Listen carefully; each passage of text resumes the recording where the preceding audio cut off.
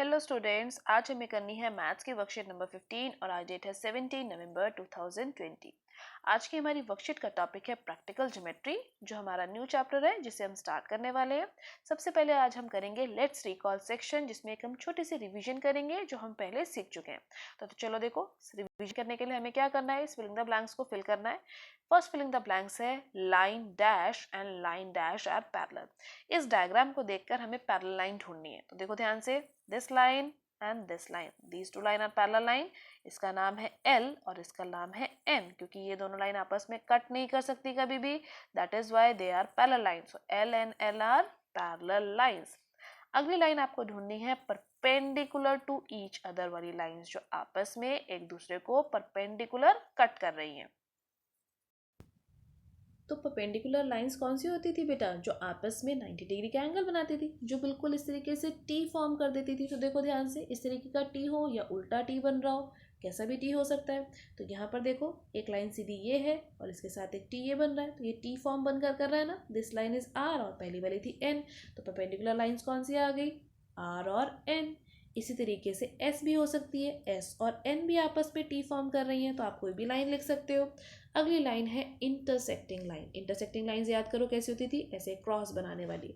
तो कौन सी ये लाइन जो क्रॉस बना रही है, देखो ये पी लाइन और ये रही हमारी क्यू लाइन, ये आपस में क्रॉस बना रही है। So these are which lines, intersecting lines, P and Q.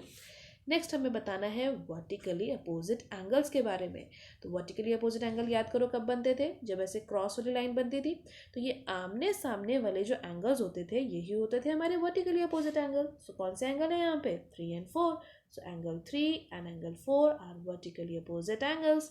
Next is alternate interior angle, जो बनाते थे ऐसा एक जेड के अंदर बनने वाले एंगल्स। तो चलो डायग्राम में ढूंढते हैं हम, ये जेड कहाँ पर है। ये रहा हमारा z, बड़ा सा z बन रहा है। इसके अंदर कौन से एंगल है, 1 and 2। So alternate interior angle कौन से हो गए, एंगल 1 एंड एंगल 2।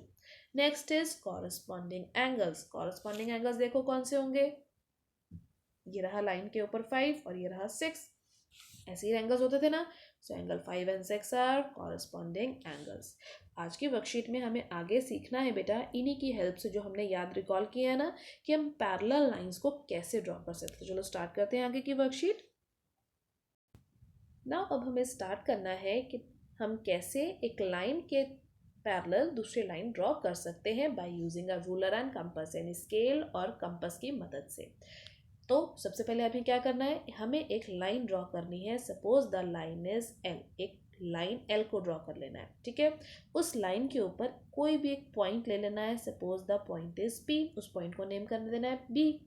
और एक पॉइंट लाइन के बाहर कहीं पर भी ले लेना है और उस पॉइंट को हम नाम कर देते हैं ए। यहाँ तक आपको क्लियर हुआ। इसके बाद आपको इस ए और बी पॉइंट को ज्वाइन करवा देना है। ज्वाइन करवाने के बाद बेटा अब आती है आपकी कंपास की बारी, यानी प्रकार की बारी। प्रकार में एक तरफ आप सुई होती है, निडल होती है, और दूसरी तरफ आप अपनी पेंसिल को फिट करते हैं। पेंसिल को फिट करने के बाद आप बी पॉइंट पर, ये जो आपका बी पॉइंट था ना, इसके ऊपर आप रखेंगे अपनी प्रकार की सुई को और एक आर्क लगा लेंगे इस तरीके से, ठीक है। छोटी सी रेडियस खोलना, बहुत बड़ी रेडियस यानी बहुत बड़ा प्रकार का मुंह नहीं खोलना, छोटा सा मुंह खोलना है उसका, और इस तरीके से एक आर्क लगा लेनी है। इसके बाद इन दोनों पॉइंट्स को, जहाँ ये कट कर रहे हैं ना, इन दोनों पॉइंट्स को नेम कर दो। इस पॉइंट को नेम कर दो डी और इस पॉइंट को नेम कर दो सी।